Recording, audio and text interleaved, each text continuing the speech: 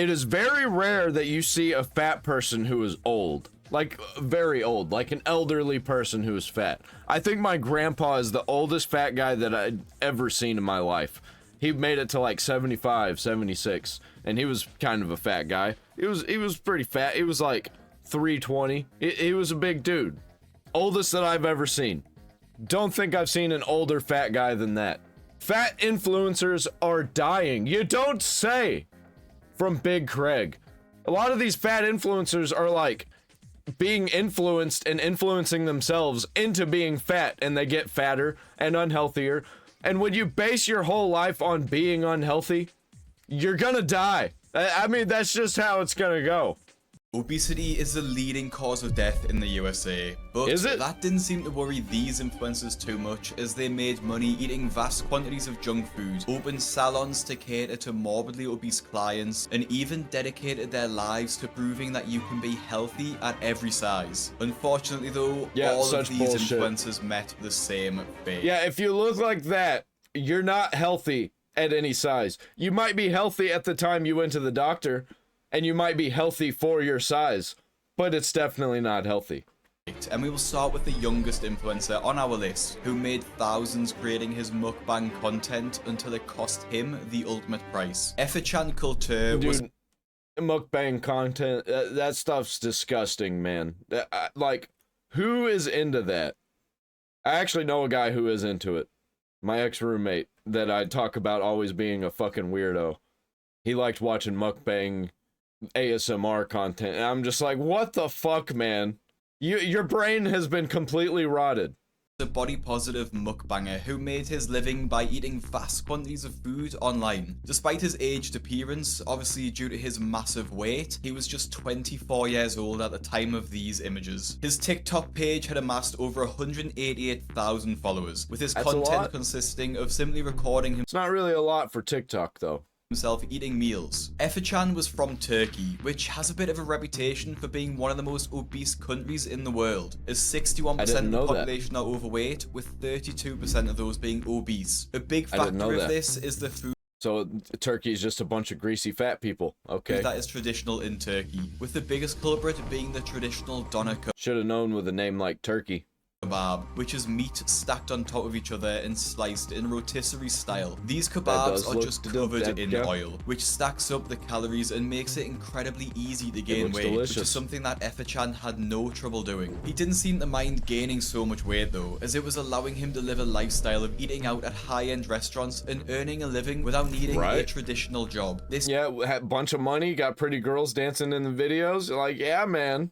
This wouldn't last forever though, as his awful eating habit would soon catch up with him, with disastrous consequences. Oh no! In December 2024, he was hospitalized due to his weight and the related issues that followed along, but was sent home and was allowed to continue getting his healthcare there. On the 31st of January, Effichan uploaded a video of himself getting some sort of treatment and physio, the caption reading, "Continuing treatment at full throttle," but as it turns out, this treatment he was receiving wouldn't help too much. In his last TikToks, he was shown just lying in bed, as his massive size meant he wasn't able to get up, suffering breathing problems and mobility issues. Like, who wants that? You're not thinking about where that's going to lead to. It's like the same with people who smoke cigarettes, which I can't really say much because I smoke cigarettes, but I'm not smoking a pack, 2 packs a day. I'm smoking like 5 a day. And I don't see myself getting more than 5, because if I feel like smoking more than 5, I'll just get some stuff like some Zins or something. And just 3 months on from his initial hospitalization on the 7th of March, Effichan... Bro would have been better off if he would have just taken up vaping and would have vaped for his delicious flavor habits instead of eating all the time.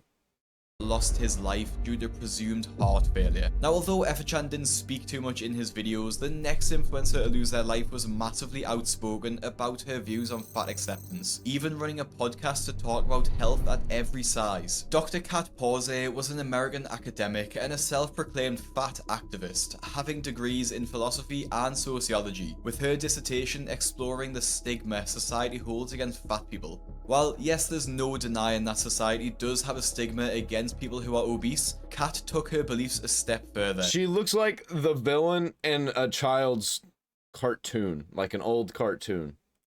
and argued that you can be Cat healthy lady. at every The size, cat lady including neighbor. morbidly obese, being a big name in the health at every size movement. Kat found ways to monetize her fatness too, which is her own words, not mine, with one of them being launching the Friends of Marilyn podcast. And she actually ended up traveling the world interviewing other obese people for her show. The key point of her studies and her shows was that fat people aren't being given the same rights as average weight people, claiming that people are rejected. It's probably because fat people aren't supposed to exist. I don't know if you know this, people aren't supposed to be fat. That's not a thing. It's not natural. Oh, but genetics. Well, I don't care. You can get around genetics. It's been done. People do it. You just got to put a little bit of work in. Housing, and even fired from their jobs for being too large. She actually wrote a study titled I Don't Care About Health, where she claims that she's always had a sneaking suspicion that despite being morbidly obese, there was actually nothing wrong with her body health-wise. In the same document, she wanted to convince people that being fat doesn't actually make you unhealthy, but provides zero supporting evidence for this. However, we would soon have some very strong evidence that went against this claim. Like I said in the introduction, obesity is the biggest cause of death in the USA. The numbers on it are actually staggering too, with almost 3/4 of the American population being obese. Over 70 million adults are classed as it. Honestly, these numbers should be a wake-up call to change your habits. And I do have a completely free newsletter that I send out every Friday, sharing healthy recipes which are high in protein and low in calories. I saw that Google Mail and from I personal immediately was experience out. how difficult it can be to change your eating habits. And I made this with my good friend Johnny with the goal of teaching as many people as we can to cook nutritious meals. The link is in the description to sign up, or just visit Fat Loss Kitchen. And again, this is completely free. Now, Kat Porzay unfortunately did not change her eating habits and carried on her crusade against society for their abuse and discrimination of fat people. This was all up until 2022, when at the age of just 42 years old and living in New Zealand, she passed away in her sleep. She was working as a fat studies academic at a university in New Zealand at the time. Man, like, it really sucks when these people die, because they seem like just regular people. They're just a little bit stupid, and they just can't get their eating under control. And a lot of them don't even realize that it's a problem, and they try and trick themselves into it not being a problem. It's like a heroin addict who's like, oh, I function better in real life on heroin. Or like a drunk driver being like, actually, I drive better drunk. It's like that kind of mentality. And no cause of death was officially given. This would be the same as the next influencer to tragically lose their life. However, his content was less academic and more about food. Waffler69 or Taylor Lejeune was a 33-year-old food TikToker who posted videos of him eating huge and strange meals, accompanied by his excitable personality. Considering he amassed if you base your whole personality on eating lots and lots of food, and that's what you make money off of, you're gonna have a bad time. You need to shift your content a little bit. 1.9 million followers, and each of his videos gained millions of views. It's safe to say he was making more than enough money to support his eating habit, and he needed it. If you take a scroll down his TikTok page, you can see that he must have been spending hundreds, if not thousands of dollars a month on huge meals and strange food items. Today we're trying cookie liquor. I've got 3 McDonald's breakfast sandwiches. Which one's the best? I've got Lay's Waves Funyun Onion flavored rings. I've got 3 new pickled snacks. Let's see what they are. Loaded baked potato pickles, spicy garlic, and hot peppers. I got several pizza from the new season of Stranger. Yeah, there's something a little off about him, you know? Things. Let's see, what is this frozen pizza like? Although his meals aren't as extreme as Effichan's, and he didn't share his fat positivity views like Kat did, that doesn't mean his I wonder how this guy felt about trains.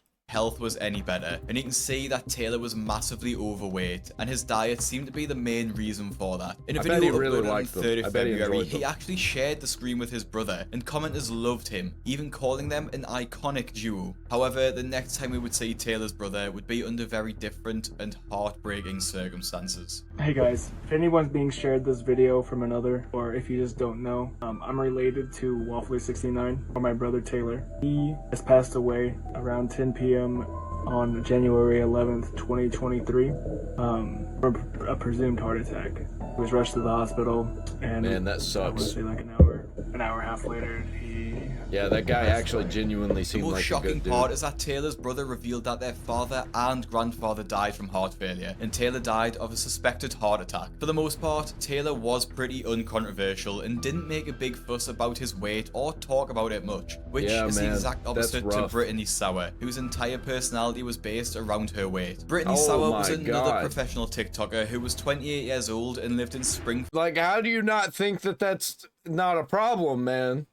Tennessee. Her hobbies included mainly gaming, but her biggest hobby was creating videos on TikTok eating and showing off her body and supposed weight loss journey. Her TikTok account was called Sick and Tired of Waiting. They always have a weight loss journey, don't they? She boasted a following of almost 500,000, but they've got the fat acceptance, but they also got the weight loss journey. The main interesting part was her account description, which read regaining my mobility and life, BED recovery, and type 2 diabetes. Now, although she did like to make jokes about being fat, it's the second part of her bio that we should focus on, as she said herself that she was in recovery for a binge eating addiction, and genuinely did seem like she was trying to make steps to change, even sharing her weight loss journey very openly. Oh my god, I am 21.6 pounds down now.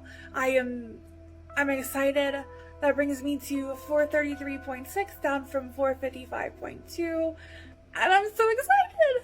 I will say that the rate that she lost weight... Man, it really sucks to see people like that, because she looked like if she was a normal-sized person that she'd be really, really pretty.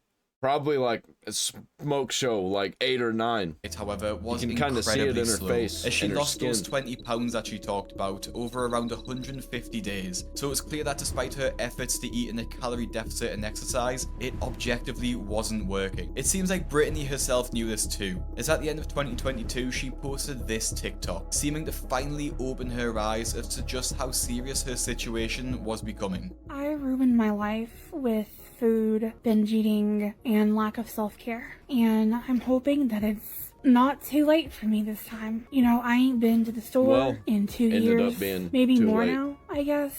I went to the post office once and that was hard. I went to urgent care and I thought my legs were gonna give out from under me because I had to stand there the entire time after walking in. You know, I kept just looking back at the chair and just praying that I could just make it another second. At the start of the TikTok, Brittany prays that it hasn't become too late to change, but unfortunately that would be the case. On the 2nd of January 2023, just 6 days after the previous TikTok, Brittany unfortunately passed away in her sleep, with many people pointing to a heart attack as the cause of death at the age of at least she just 28. blinked out. While Brittany was making an effort to change her life, the next influencer to lose her life was in the complete opposite frame of mind. Society makes you hate yourself if you don't look a certain way. And I am damn determined to change that. Jamie Lopez was a 37-year-old reality TV influencer who starred in the show Super Size Salon, which, as you can probably guess, featured sassy women who were all morbidly obese. Jamie actually owned the salon behind the show too, named Baby Doll Beauty, and despite being the owner, she was pretty much How do you let yourself get that big? Greet clients while sat in her chair. Our new location today is the opening. It's a few hours away. There's still things that need to be done. I'm really excited about it, and it's like mind-blowingly big. That's like what Gabriel Iglesias talks about, like, oh hell no, this is not who you want to be standing with in an elevator. Amy also shared her reasons behind launching the salon too, and they're probably what you expect. All of our chairs are fully equipped to hold up to 800 pounds. You know, it's just it's an experience. You know, we wanted to create an environment where big women can come and feel like we treat it like royalty instead of go through discrimination like we do. I think that might be the problem. You're just so obsessed with like nice things and feeling good and feeling like you're the queen. You can have everything you want, no consequences. When we go to like regular salons that can accommodate us. So, yeah. Well, and you use the word discrimination. Let's talk about that feeling. You said you have experienced feeling very uncomfortable or feeling, is it ostracized because of your size at Absolutely. times? I mean, regular salons that I go to before I opened my business, it was like to the point where I stopped going because I felt so uncomfortable. And, you know, they couldn't, some of the salons had to turn me down because they didn't have a chair for me. Right. So I knew I wasn't the only big girl that went through this. So I wanted to create an environment where everybody can come and get pampered and gorgeous and waxed and everything. Outside of launching a plus-size salon, she actually launched it's a a good plus-size idea. nightclub too, which was... But I think you also need to promote good health, because it's not good to just be like blowing smoke up each other's ass about how good it is to be fat. Marketed towards the morbidly obese, seemingly as a way to normalize it. The comments on this video announcing the nightclub were pretty You're gonna have to be blowing a lot of smoke, because there's a lot of ass. disturbing too, with people actually not just supporting the idea of the nightclub, but promoting obesity itself, including those who fetishize it. That's I so love gross. plus-size women. The bigger, the better. And obviously, these are the types of comments that Jamie was looking to attract, which unfortunately just further entrenches the idea that there's nothing wrong with their weight, because other people seem to like it. Unfortunately, as we all know, this is completely false, and in all honesty, dangerous. As we've seen with the majority of people in this video, almost all of them have died due to some sort of heart complication, such as heart failure or a heart attack. Obesity significantly increases your risk of a heart attack. Yeah, the heart is the motor. And if you got too much to push around, eventually your motor's gonna give out.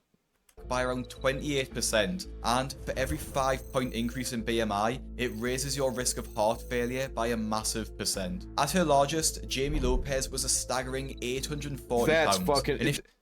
She wouldn't even be able to fit in one of the chairs that she built. She said it held up to 800 pounds. She's over 800 pounds. That's fucking crazy. She was the average height of around 5'4". That puts her BMI at 144, putting her at huge risk of heart so it was just a matter of time. failure, which is unfortunately exactly what happened. In December 2022, she was rushed to a Las Vegas hospital with heart complications, and at the age of just 37 years old, succumbed to her obesity. It's honestly terrifying to think that some of these influencers were proponents of the healthy at every size movement, which is objectively... Like, we could have been at the same school when I was growing up. That's just 7 years apart. Incorrect and just downright dangerous. And if you want to see more people who live their lives at over 600 pounds but want to make a change, click the video that's on your screen now to see the most disgusting episode ever on my 600 pound life. Yeah, Obesity. no fat chicks, man. You ever seen that movie Sex Drive? Yeah, there you go. No fat chicks right there. Great movie.